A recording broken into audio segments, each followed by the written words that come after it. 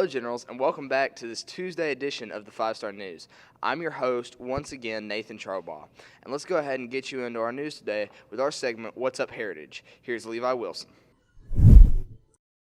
What's up, Heritage? I'm Levi Wilson. I'm here to bring you 3 big announcements followed by this week's weather forecast. You can help communities and schools fill the food pantry for Catoosa students, and all you have to do is take a survey. CIS Catoosa receives $1 for every survey you complete to go toward purchasing food for their food pantry.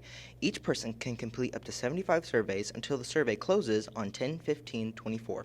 Get your Squat-tober merch now. We got t-shirts, sleeveless, and long-sleeve hoodies. Proceeds go to buying better equipment for our weightlifting class. Our annual Powder Puff football game is happening this Friday on the Jeff Sims Field. Teams from each class will be competing for bragging rights. Now, onto the weather forecast. Tuesday, we have a high of 78 with a low of 50 and a 3% chance of rain. Wednesday, we have a high of 78, a low of 51, and a 4% chance of rain. Thursday, we have a high of 79, a low of 48, and a 4% chance of rain. Friday, we have a high of 77, a low of 46, and a 7% chance of rain. Saturday, we have a high of 81, a low of 49, and a 6% chance of rain. Thanks, Levi, and great job again today on the announcements, and good to see the temperatures going down a little. Stephen Solomon here now, and I have big news that was made by our Legion of Generals band this past weekend. Mr. Wynn's band hit the road south last Sunday to perform at one of the biggest NASCAR races in the country, the Talladega 500. How did the trip go, and how cool was it to play at this legendary event? We talked to Mr. Wynn and some of his Legion yesterday to find out.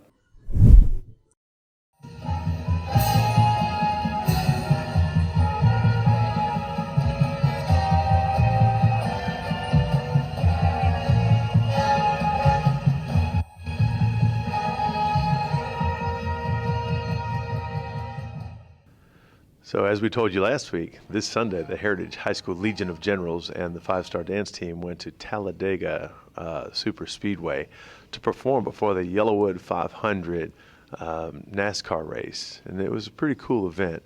We got on the buses got turned by state police. We had to go through all of the parking lots outside of the track, which was huge. And then we drove in the tunnel underneath the track, parked in the middle of the track, and got to perform on the ball field, the green with all the NASCAR logos painted on it right between pit road and the grandstand. I think what I heard from students was, Mr. Wynn, I know you told me this was big, but I never imagined how huge this was.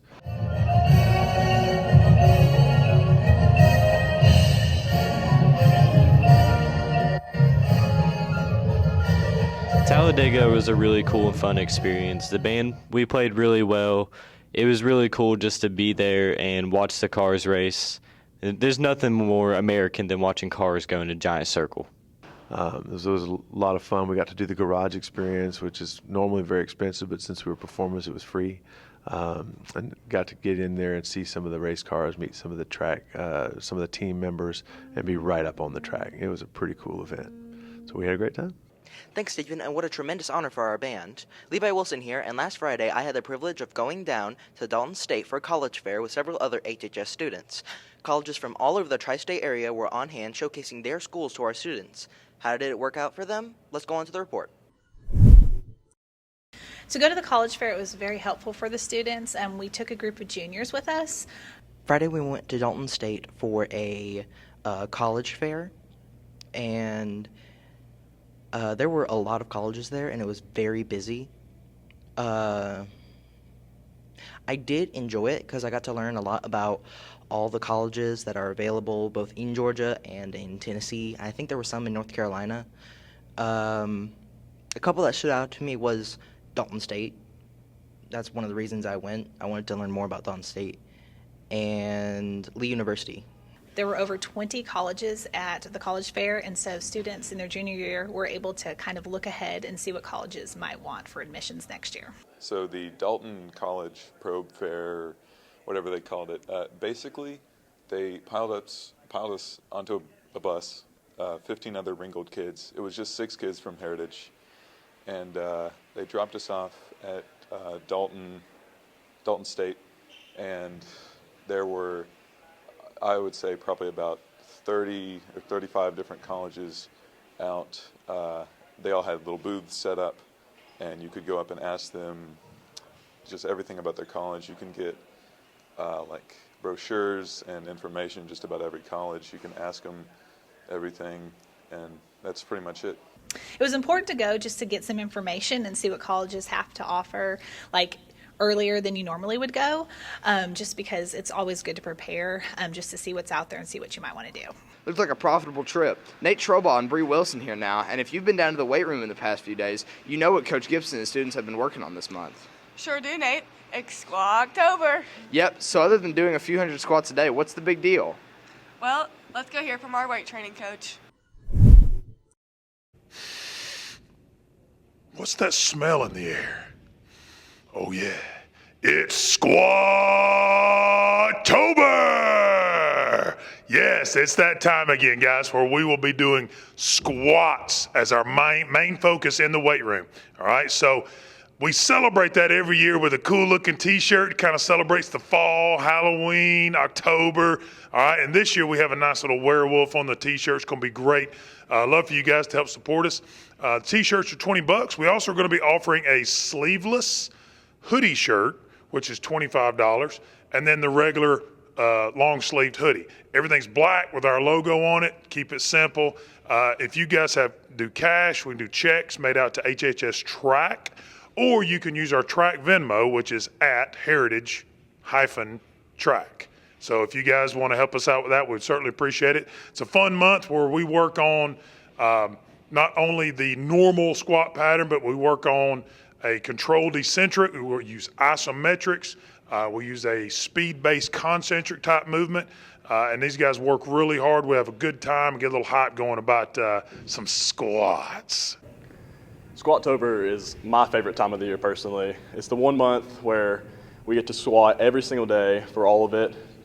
This is my third year doing this. I see a lot of freshmen here. They're looking a little bit scared this year, but that's okay. I'm ready for it. Coach Gibson, he's got some great merch that he's put out this year, and I'm definitely going to be getting some. So.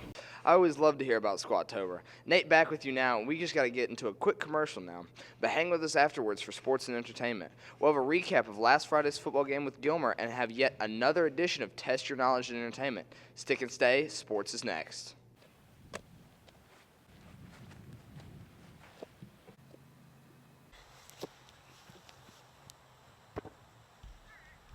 Boo! These coaches suck, and the players too. These boys suck. We need some girls out here.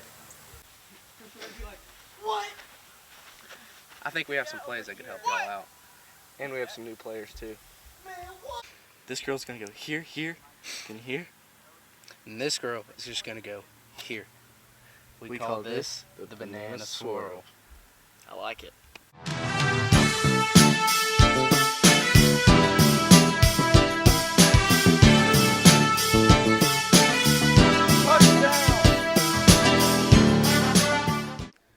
If you want to participate in the Powder Puff games, go to your class's Google Classroom and fill out the Google form.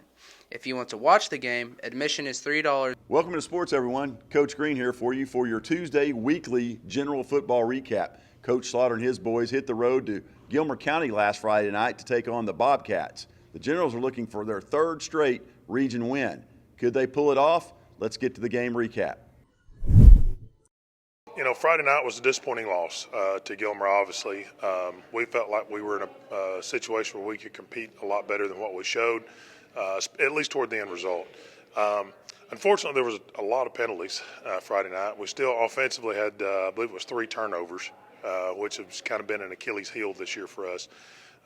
And success is based on eliminating or at least minimizing, you know, those things, and we just didn't do a very good job of that. Injuries. Banged up going into the game.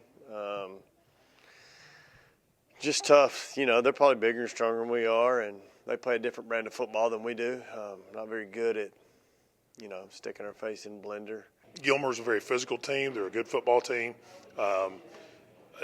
No particular superstars, so to speak, but they function well together as a team, and they just did it better than we did for 48 minutes on Friday night. Proud of our kids, you know. It was an extremely physical game on both sides, you know, or all 3 phases. Count the kicking game as well. There were moments where our guys really flashed. A lot of toughness, a lot of mental toughness. but we just came up short.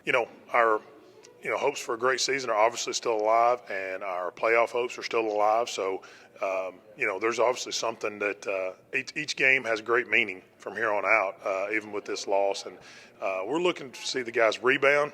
We got a week off this week, and then rebound with Lafayette at home after fall break, during fall break, and see if we can get back on the winning track.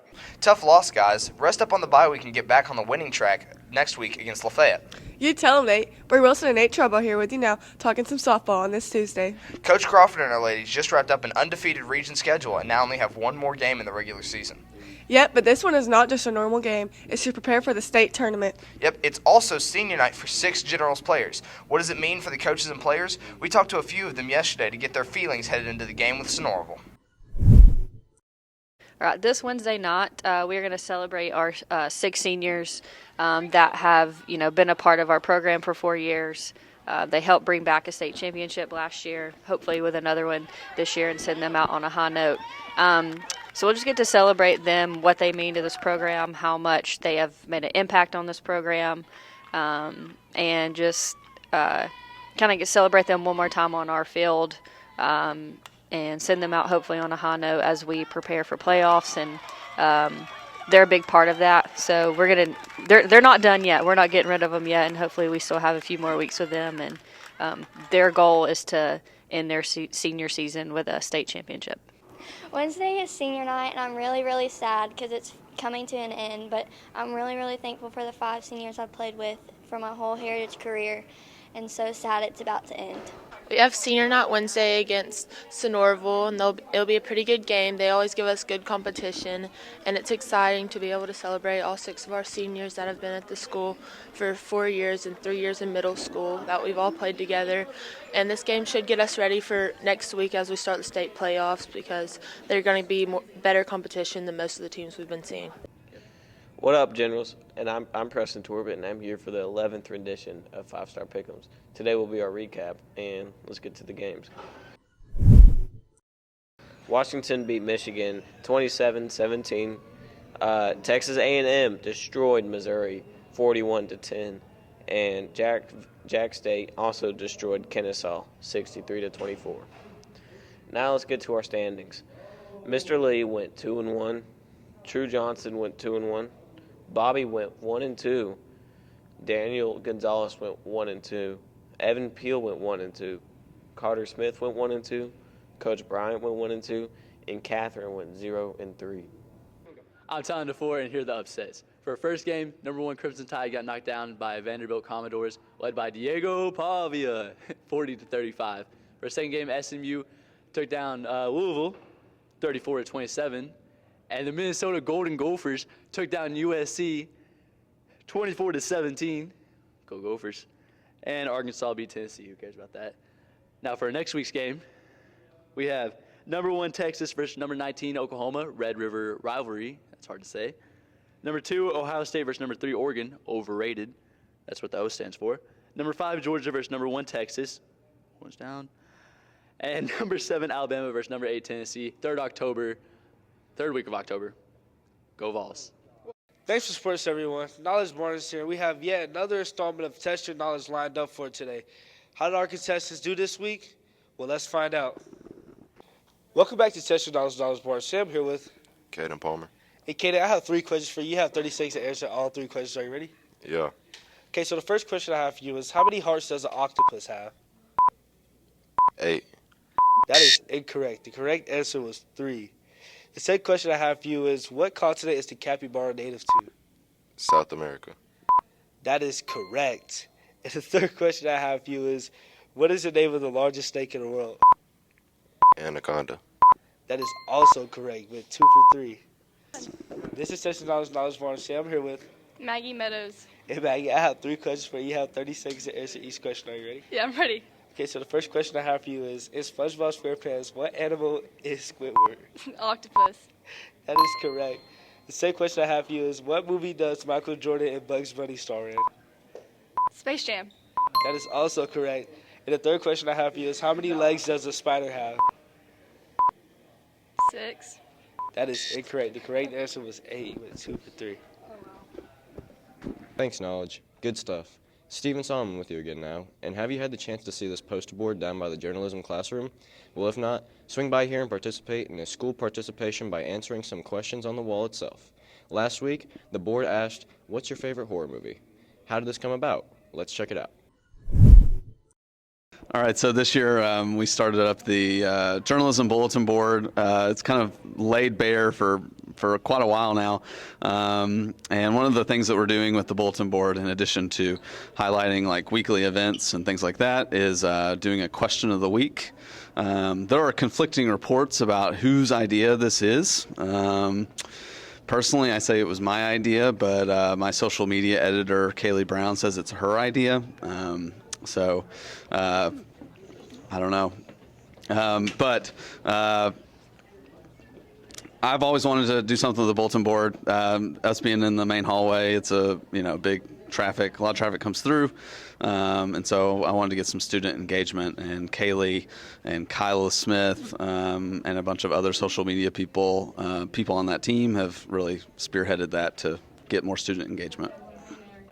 So it feels really good because we get to get a bunch of input from all the students at Heritage, and we kind of came up with this because we wanted more interactions with the students here at Heritage High School without minus just all the TikToks and the interviews and the stuff that we do for our work.